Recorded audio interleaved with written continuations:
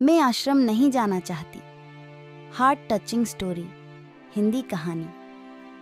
मेरे पति के देहांत के बाद मैं अपने एक लौते बेटे के यहाँ रहती थी। मेरी बहू का एक अलग ही रूप मुझे देखने मिला, साथ ही बेटे का भी। दोनों के मन में क्या है मैं अच्छे से जानती हूँ। वो चाहते हैं कि मैं वृद्धा आश्रम चली जाऊँ। उनके जाने के बाद मुझे यह सब देखना और सुनना पड़ेगा, इसका मुझे अंदाज़ा भी नहीं था।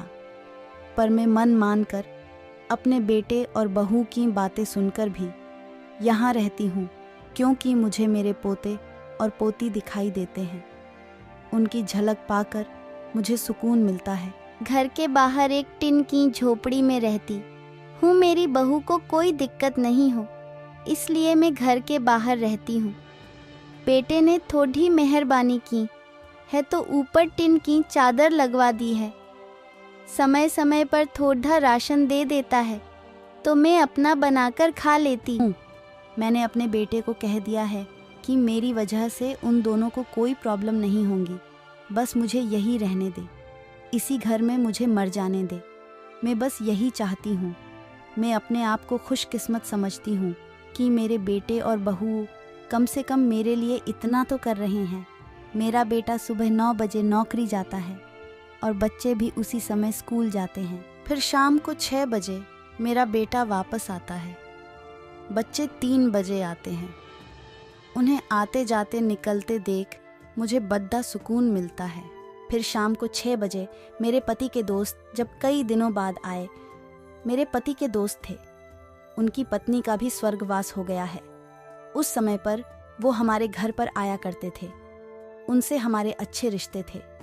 उनका घर हमारे घर से थोड़ी दूरी पर था। पैरों में समस्या हो गई थी, ठीक से चल भी नहीं पाते थे। वो बड़े दिनों बाद मेरे यहाँ आए।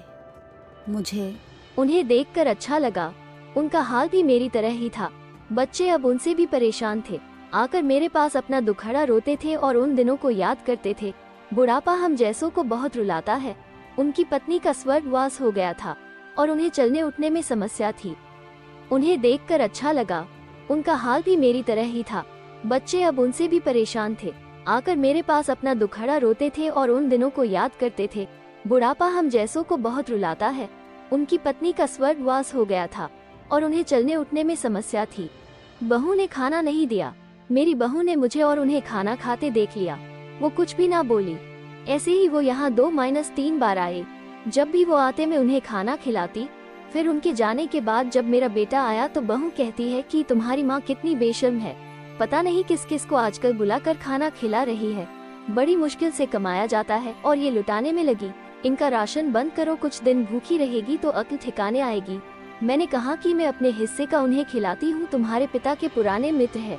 फिर भी बहू का उल्टा सीधा बोलना शुरू रहा। घर के बाहर रहकर इनको आजादी मिल गई है, पता नहीं क्या क्या करती है। बेटा भी बोला कि कुछ दिन भूखा ही रहने दो इन्हें। मुझे मेरे बेटे ने घर के पीछे सीढ़ी के पास ले जाकर बिठा दिया। कहा कि अब यही बैठो।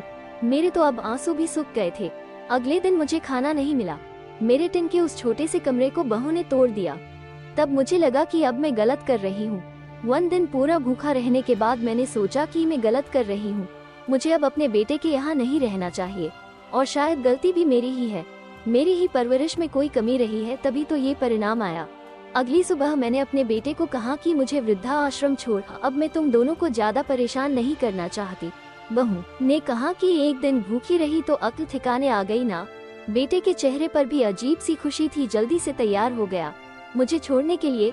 बहू कह रही थी कि आज की छुट्टी ले लो, यही आसपास मत छोड़ आना, कहीं 3 दिन में वापस आ जाए। मैंने अपनी बहू से कहा कि बेटी चिंता मत कर, मैं अब नहीं आऊंगी। मैंने अपने पोता पोती को गले लगाया। मुझे पता था कि अब मिलना नहीं हो पाएगा। बेटे को भी चाहती थी कि एक बार जी भर के गले लगा लूं, लेकिन वो बोला चलो जल्दी करो। मैंने बहू को कहा कि बेटी अपना ध्यान रखना। मेरा बेटा मुझे छोड़ आया। वहाँ आकर मैंने देखा कि मेरी तरह कई है। थोड़े दिन उदास रहते हैं, फिर सच को स्वीकार कर लेते हैं। मैं अब यहाँ खुश हूँ, कुछ काम भी करती हूँ। मैं चाहती हूँ कि ऐसा कहूँ कि ऐसा किसी के साथ ना हो, लेकिन ऐसा कब किसके साथ हो जाए कोई बता नहीं सकता। लेकिन माँ बाप को ऐसे समय के लिए भी तैयार रहना चाहिए। बस बच्चों को पाल कर बड़ा कर दो, उनसे कुछ उम्मीद मत रखो।